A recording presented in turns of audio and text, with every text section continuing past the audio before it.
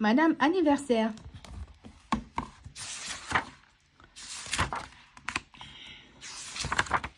Madame Anniversaire adore chaque jour de l'année, car c'est toujours l'anniversaire de quelqu'un. Et Madame Anniversaire adore faire des cadeaux. Elle aime les choisir, les emballer et les offrir. Elle peut se vanter d'avoir toujours trouvé le cadeau parfait, aussi difficile la personne fut-elle. L'année précédente, elle avait offert à Monsieur Tatillon un petit fer pour repasser ses lacets. C'était exactement ce qu'il voulait. Personne n'avait jamais vu Monsieur Tatillon aussi heureux. Elle avait offert à Madame Vedette une radio qui lançait une salve d'applaudissements à chaque fois qu'elle l'allumait. Et elle avait trouvé pour Monsieur Malchance un lit sans pied. Plus de réveil intempestif en pleine nuit quand Monsieur Malchance tombait de son lit. Madame Anniversaire avait un livre spécial pour l'aider à se souvenir de tous les anniversaires. Un très gros livre. Ce jour-là, Madame Anniversaire tourna les pages pour voir quels étaient les prochains événements. Monsieur endormi, lui-t-elle. Facile, je vais lui offrir un réveil sans sonnerie. Enfin, ensuite, Monsieur Farfelu. Madame Anniversaire eut soudain l'air inquiet. Aucune idée de cadeau ne lui venait pour Monsieur Farfelu. Réfléchis encore, se dit-elle. Mais plus elle réfléchissait, plus elle était perplexe.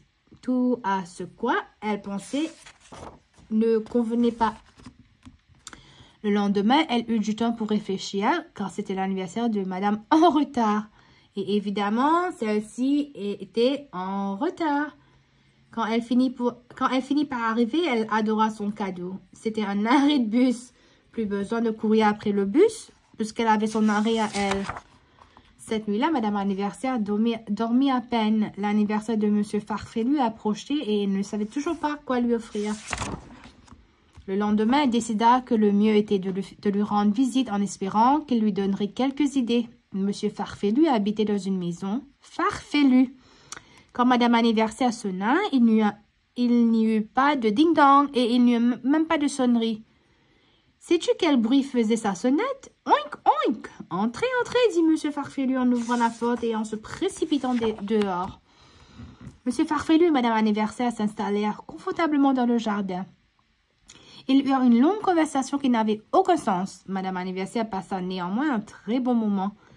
Malheureusement, la discussion ne lui donna aucun indice sur le cadeau idéal. Le lendemain, Madame Anniversaire partit en promenade.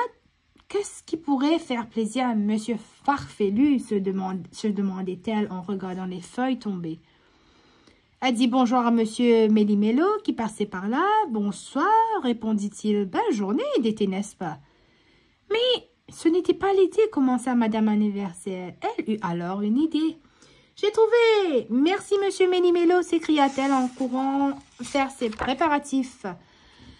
Bientôt, le grand jour arriva. Madame Anniversaire se rendit chez Monsieur Farfelu avec son cadeau.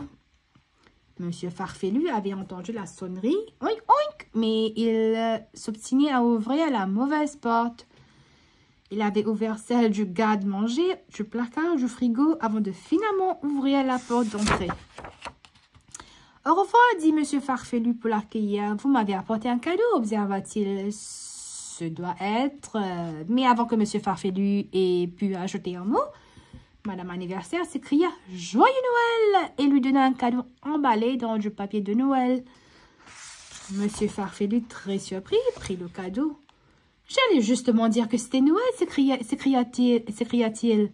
Pour une fois, je ne m'étais pas trompé. Monsieur Farfelu était aux anges. Madame Anniversaire lui avait fait le plus beau cadeau du monde. Monsieur Farfelu voulait juste avoir raison. Monsieur Farfelu déchira le papier cadeau. Madame Anniversaire lui avait offert une luge. « C'est fantastique, se réjouit Monsieur Farfelu. J'ai toujours rêvé d'un vélo. » La fin.